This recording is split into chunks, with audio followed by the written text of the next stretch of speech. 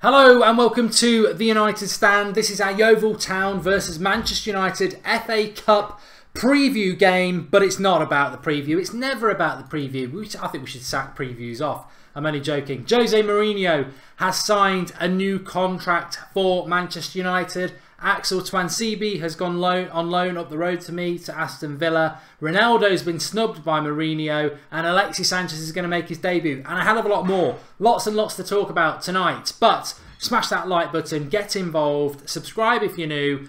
See you all tomorrow. That's the end. No, I'm only joking.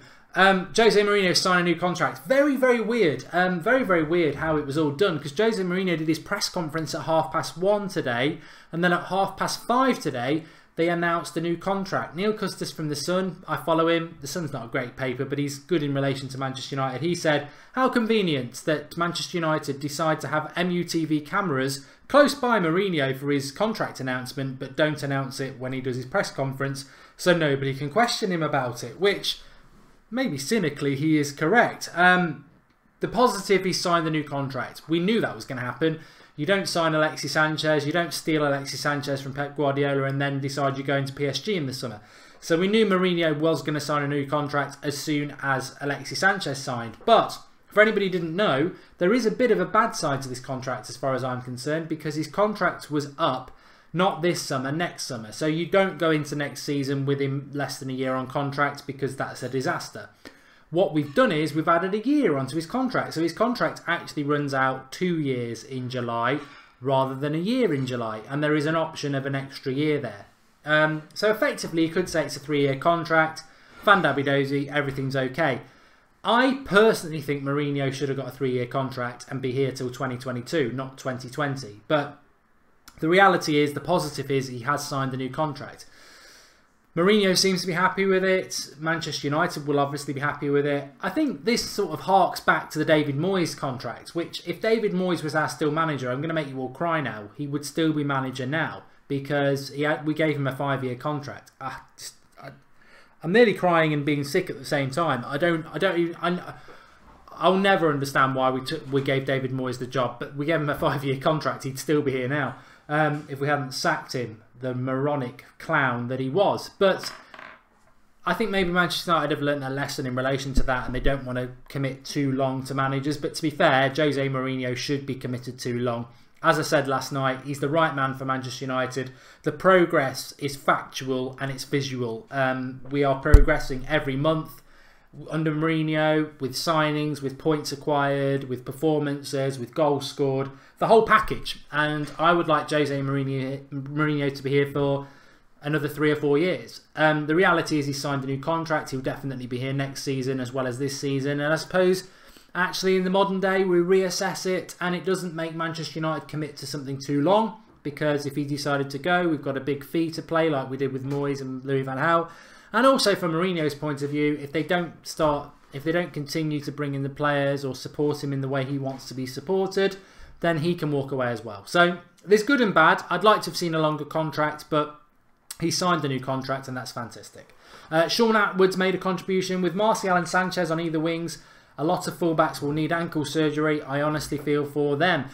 Feel sorry for them. Well, thanks for the contribution, Sean. Let's talk about the Yeovil game tomorrow, because Jose Mourinho did say that there will be a strong team put out by Manchester United. I 100% agree and expected that to happen, and I'll give you my team prediction in a minute. He also said Alexis Sanchez is part of the squad, which for me means Alexis Sanchez will play in this game. He also said that Alexis Sanchez can play anywhere. He's been watching for him for years. He can play on the right wing, he can play up front, he can play on the left wing, and he can play in behind the striker. And he has been fantastic at Manchester United throughout that period of time that he's been. He's not been fantastic at Manchester United yet, but he has been fantastic in all of those positions.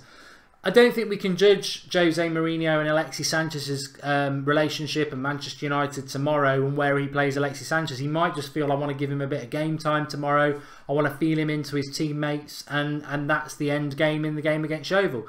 I think the Spurs game on Wednesday night is going to be massive as to where we see Alexis Sanchez play, because much like Lukaku, much like he picks Lukaku every game, and some people would say that's wrong or right, Alexis Sanchez has to play every game. He's like Paul Pogba. He has to play every game. He's like Anthony Martial, although I'm not convinced Mourinho will pick Martial every game. As a Manchester United fan, it's abundantly clear that Martial should play every game because he's our best player. So my lineup tomorrow, and this is going to be very, very hard to predict because it is a game against Yeovil in the FA Cup, and we have got a big game against Spurs away on Wednesday, and he will want to use the wider squad. So if I can get 7 out of 11, I'll be very, very happy. So my predicted lineup for Manchester United away to Yeovil tomorrow is Romero in goal. I think he'll rest De Gea.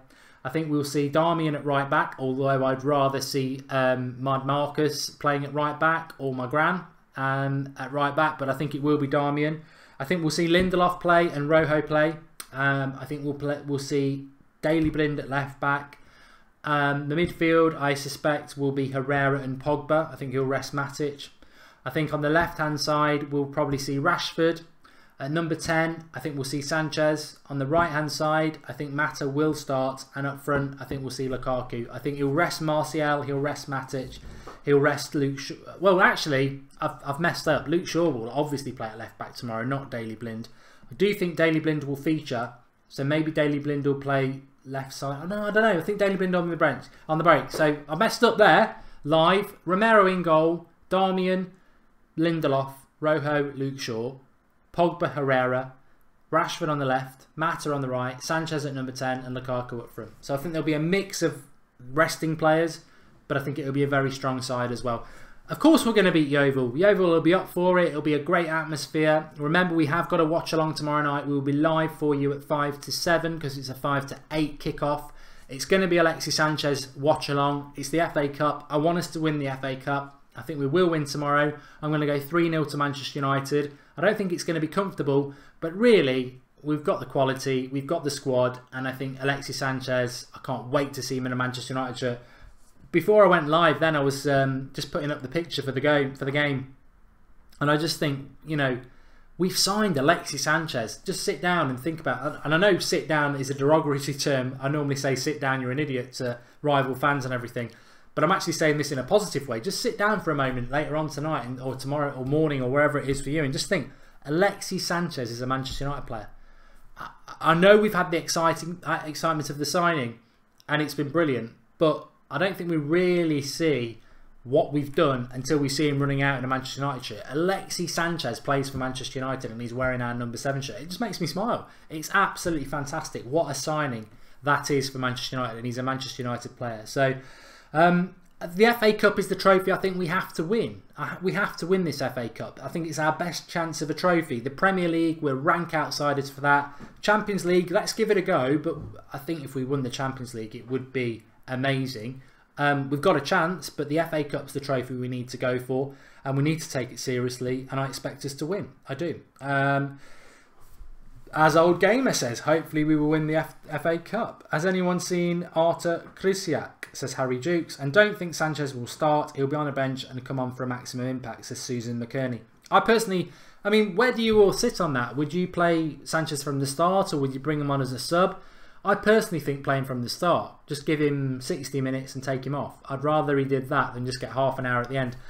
I'm not really a fan of substitute appearances, because if you bring somebody on, like we were doing it with Martial at the start of the season, and he was coming on and breaking ankles and scoring goals and getting assists in the last 20 minutes, but quite rightly there was always that, oh yeah, he comes off the bench, he's a great super sub, but teams are tired and stretched. I'd like to see players doing it from minute 1, so I would like to see Alexis Sanchez start, have an hour.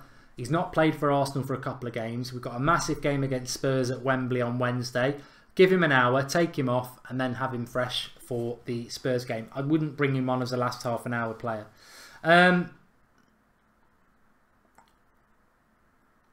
Off the bench, why start him in a nothing match, says Moada, another one saying that. And a little bit of talk about Daley Blind. Daley Blind's a nice lad, he's a decent player, but sell him. He's we've got to be ruthless. We've got to be absolutely ruthless. As Mourinho was, let me just bring this in. I just want to tell you what he said about Mkhitaryan. He said that he doesn't regret it. He said that He'll be a better at Arsenal. I lost a fantastic player, and Mr. Wenger has lost a fantastic player. But I got a fantastic player. Mr. Wenger got a fantastic player. Oh, God. So it was a great deal for everybody. I believe Mickey is going to be even better than for us. Why? Because 1.5 years in England adapted him because of the way they play. That's why I'm also happy for him. So encouraging words from Mourinho.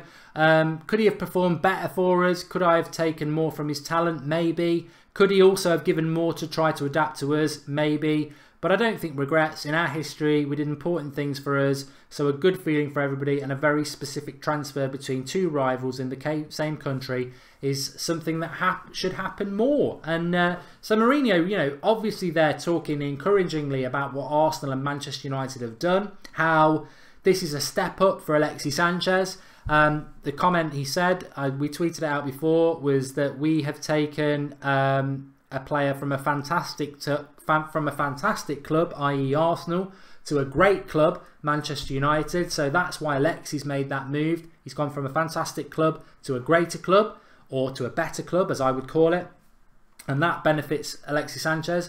But Arsenal benefit as well, because they take a fantastic player in Mkhitaryan to a fantastic club in Arsenal.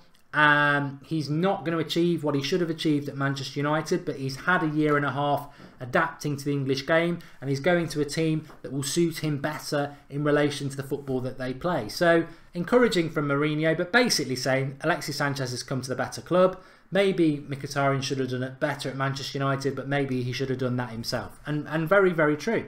Also on Alexis Sanchez, he said this is life in big clubs. In big clubs, you have big players, competition and responsibilities.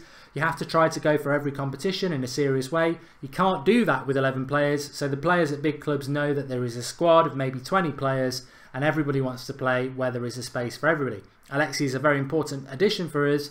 If the players are on the bench one day, they don't like it, I'm happy with that. So he's talking about the bigger squad. Encouraging again. Where will he play? As I said before, I've seen him play on the right, the left, as a striker, and behind the striker. I saw him play in different systems. I saw him successful in every country. He becomes more than a player because of that multifunctionality. He can play in 4 different positions. So that's interesting to hear as well from Mourinho. So all very encouraging. Divan Powell's made a contribution, thank you. He says, I declare on January the 25th, 2018 that Tahith Chong will be Manchester United's next number 7, pending he can stay fit. Also, I find it funny, Mourinho said Mickey moved from a fantastic club to a giant club. Yeah, he did say that, and it was fantastic. And I'm glad, Divan, I'm thankful you for the contribution, but I'm also glad that you agree with what I've been saying for a long time now, that Tahith Chong in the youth setup is the one. Chong is the one. I think Gomez, I was so happy when he signed a new contract because I was worried we were going to lose him, but he is... Chong is the one for me. Like you say, if he can stay fit, brilliant. T. Ballard's made a contribution. He says Sanchez missed UEFA drug test thanks to Arsenal. Don't know what that's all about. Let's have a look.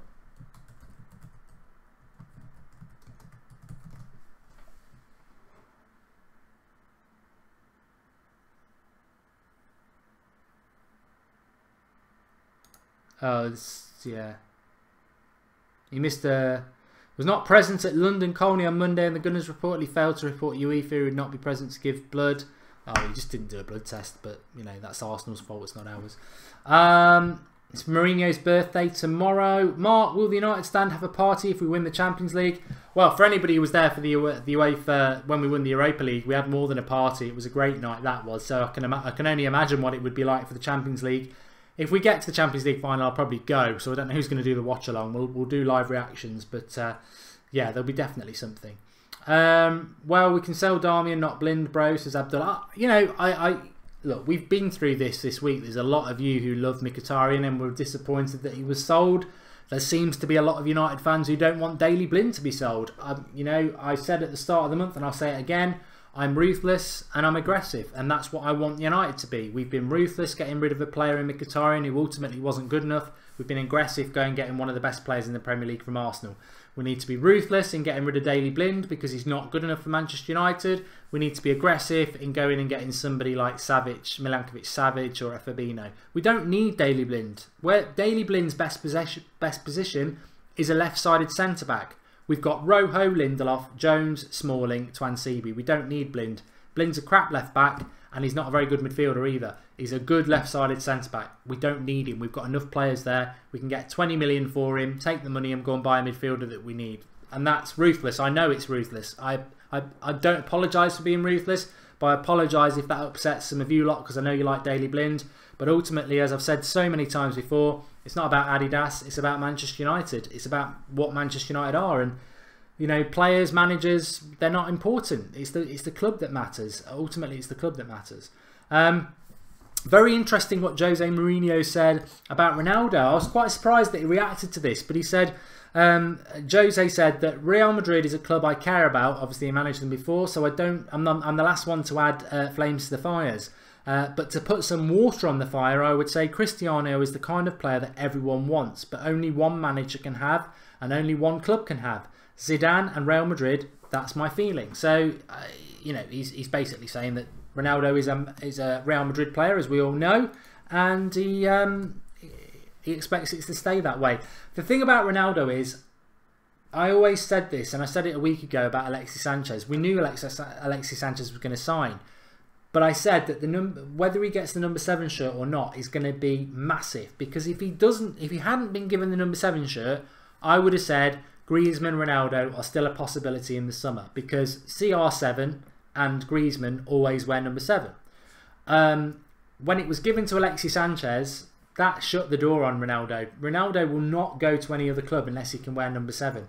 We're not gonna give Alexis Sanchez the number 7 shirt for 4 months and then give it to Ronaldo. That's not going to happen. We're paying Alexis Sanchez a lot of money. He's going to be our star player, and he's not going to have the number 7 shirt took off him. So we're not going to sign Ronaldo, because Ronaldo is CR7. I think Griezmann, quite rightly, we've just got annoyed with him. He didn't come in the summer. He's messed around. I think Griezmann is mentally weak. He always talks about the weather.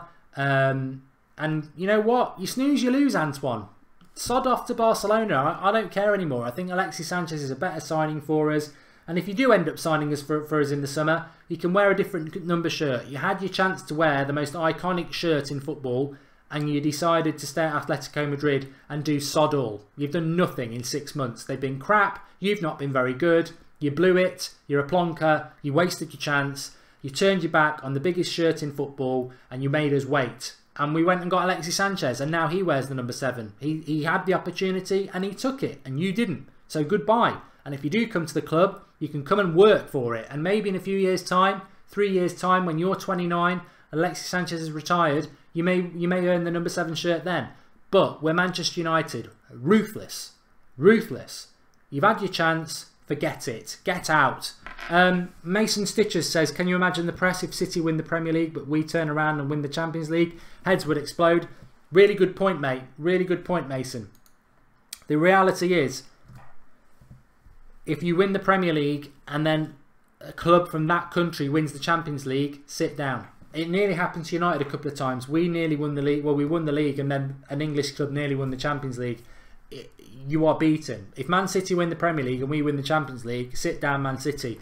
Champions League trumps the Premier League every day of the week. So we've got to go for it. We've got to get excited about it. And I'm excited about it because it's the unknown. I think the FA Cup, we should be favourites to win that. But the Champions League, we're not. But we have a chance. And that's exciting.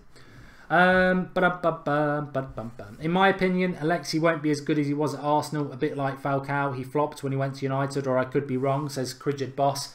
Yeah, but you're comparing a player who had a messed up knee with a player who's in his prime and playing really well. I don't think Alexis Sanchez can be compared to the Falcao situation. I think Falcao would have been a revelation at Manchester United if he'd been the Falcao before the knee injury. Alexis Sanchez is Premier League proven. I don't think he'll be a flop. I think at worst he'll be good. At best he'll be world class. I don't see him flopping or being average at all. He knows the league. Atletico have lost 1 league game all season. How are they playing poorly? Kabir Chowan. Have a look at the Champions League and tell me if they're still in it. Sit down. Man United have no chance of winning the Champions League, says Nick Patel. Well, we do have a chance because we're in it, and we've just improved ourselves. Martial over Ronaldo, say yes if you agree, says Sadio Mane. It's a bit odd for a Liverpool fan to be saying that, but No, I think Ronaldo's still better than Martial at the moment. I mean, Martial and Messi are on a different level. They're not even world class. They're like universe class. So Ronaldo's still better than Ronaldo. But if you're playing a long-term game, then Martial's probably the better player. Griezmann only likes small clubs, says Carlos Rosa. Griezmann will move in the summer. He's an ego man. And 3N says, yeah, Falcao is the biggest regret. I wish we had him in his prime. And Tom Stevenson makes a good point himself. He says Sanchez has a ruthless work rate and a desire to win. He offers a lot more all around than Griezmann. This will occupy opponents' fullbacks, and he knows the league. And that's a really important thing that you're all going to see from Alexis Sanchez. I mean, I'm not taking you for fools. You're United stand followers for a start, and you are viewers, and your input is as important as mine. So I'm not going to take you for fools. I'm sure you've seen Alexis Sanchez play, but if by any chance nobody has, forget the skills. He's got those. He's a brilliant player, but his work rate is fantastic. Mourinho wouldn't, Mourinho's going to buy a player like that for their work rate. What he's going to put in at Manchester United, people are going to love him for that. He is a hard worker, and he'll fit United like a glove. We're nearly at 4,000 people watching, so please do drop a like on the video. Let's see if we can hit 1,000 likes, and also subscribe to the channel if you're new. We're closing in on another landmark of 185,000 subscribers, so make sure you click that icon in the bottom right corner and subscribe. Do I think there'll be any signings in the next few days for Manchester United? We've got 6 days left of this transfer window. You know what? Even if we don't make any signings, it's been historic, but I still think we will, and I'll talk about that on Transfer Daily tomorrow morning at 7 o'clock. We will have a watch along tomorrow night. Of course, it's going to be the Alexis Sanchez show. We'll be live from 5 to 7. Kickoff is at 5 to 8. Flex is at Yeovil as well with fan cams if you're going down, so get involved with that. Mark Carrick retiring, last of our Champions League winning side. How you feel De Gea become our captain? It'll be interesting. I mean, obviously, that Michael Carrick is going to retire. We knew that would happen. It's been a long road for him, but it is coming to an end in relation to him. I'll be sad to see Carrick go. I love Michael Carrick. He's a fantastic player, and I really have got a lot of time for him. He just epitomises, just such an unsung hero for United in many ways. But I think I did feel with Carrick that his time was coming to an end. Probably 2 years ago, he started picking up injuries. Michael Carrick was a player that's he just so consistent and never used to get injured, and really, I just love Michael Carrick. I love Michael Carrick, and he's been such a great servant for us, and I wish him all the best, and I really hope he takes up the option of being a coach at Manchester United, because I love Manchester United and I love Manchester United players, but if I went and did an IQ test, a lot of them wouldn't be that bright. That's footballers today. They live in a bubble, and football's their life, and educated footballers like Mata, they're a joy, because they're not just magicians on the pitch, but they're also intelligent, intellectual people off it, and they are role models. And Michael Carrick is clearly an intelligent guy, and I think he's got a lot to offer the club, and I hope he stays, because unsung hero, unappreciated by England, unappreciated by the press, but any Manchester United fan worth their salt knows that Michael Carrick, people used to call him Marmite, like, oh, some people hate him, some people don't like him, like in his footballing style. He's not Marmite. He was never Marmite. He was just caviar. Caviar. He was caviar. He was caviar. And caviar is an expensive delicacy. Some people don't like it, but it's still expensive, top quality. So if you don't like Carrick, you're just not a connoisseur. Carrick is the creme de la menthe. He is prime. Carrick is just fantastic, and he I wouldn't say he carried us, but he was fundamental to us from the day he signed up until about 2013. He was absolutely fundamental, and a fantastic player, fantastic servant to the club. But it is time. It's time. I've seen Beckham retire. I've seen Scholes retire. I've seen Giggs retire. It's sad when it happens. Everything comes to an end, and this is why I always say, enjoy the good times, enjoy the players that you love, because they won't be here forever. But Manchester United will be, and that's what binds us. Manchester United Football Club, whether it's your great players that you love and have retired, it's the great players you've got now, managers, the success, the results, they all fall away, but Manchester United doesn't. Manchester United's the thing that binds us, and that is the constant love, and always put the club ahead of any player. Carrick could play tomorrow. He needs some game time. I'd like to see Carrick play. We've all forgotten about him. The Rahul Gunn says Carrick was the ultimate midfield general, key pass machine. Carrick is due back, and Kevin O'Callaghan, but maybe tomorrow is the perfect game for Carrick to play.